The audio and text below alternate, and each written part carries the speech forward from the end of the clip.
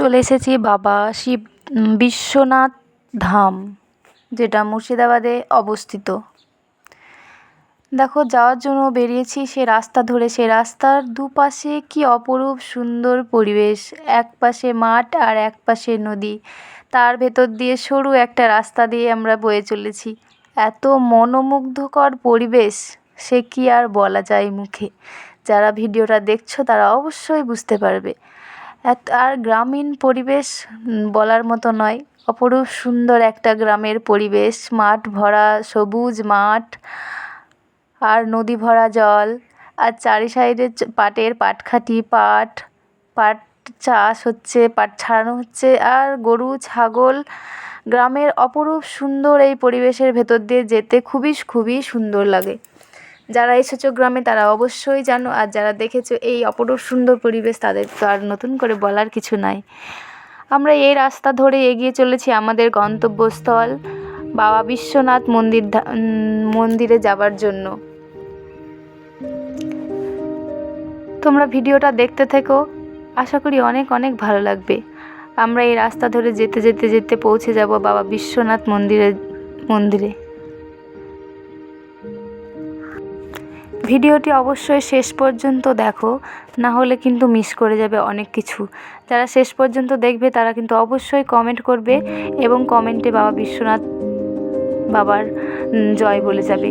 আর যারা এখন পর্যন্ত ভিডিওটা দেখছো তারা জানাও একবার হলেও যে এই নদীটির নাম কি। যদি বলতে পারো অবশ্যই জানিও কমেন্টের মাধ্যমে।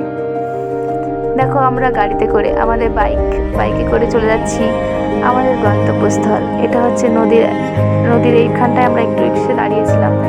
কি কি অপূর্ব সুন্দর দৃশ্য, বলার মতো ভাষা নেই।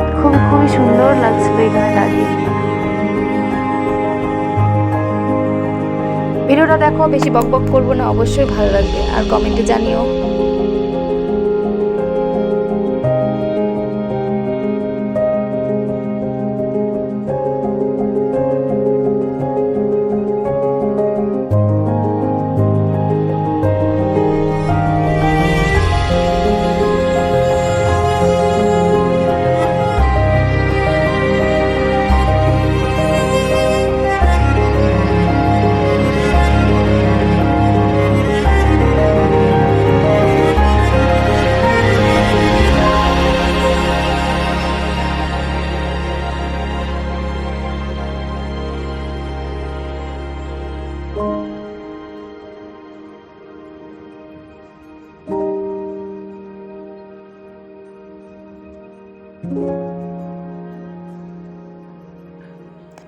এরপর চলে আসলাম বাবা বিশ্বনাথ ধাম মন্দিরে।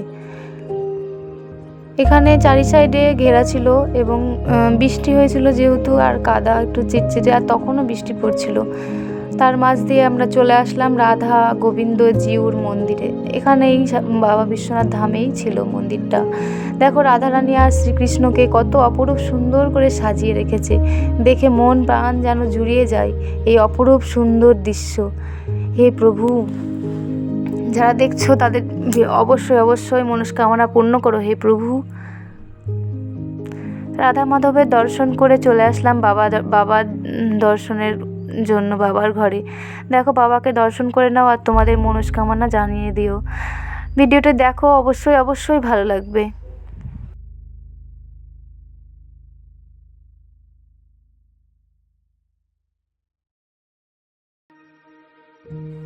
বাবার দর্শন করার পর আমরা চলে আসলাম আর একটা মনোরম সুন্দর পরিবেশে, যেখানে স্নিগ্ধ হাওয়া আর শান্ত পরিবেশ। অপূর্ব সুন্দর দৃশ্য। এই দৃশ্য বলারও নয়, গ্রামে বলেই এত সুন্দর একটা পরিবেশ সম্ভব। আর এত সুন্দর একটা আর কি বলবো, অপরূপ সুন্দর। তোমরা ভিডিওটা দেখো, অবশ্যই বুঝতে পারবে। আর যাদের এই সুন্দর পরিবেশটি পছন্দ হয়েছে তারা অবশ্যই কমেন্টে একটা সুন্দর করে কমেন্ট করে দিও। এই মন্দিরটাই দুর্গাপুজোর সময় দুর্গাপুজো হয়।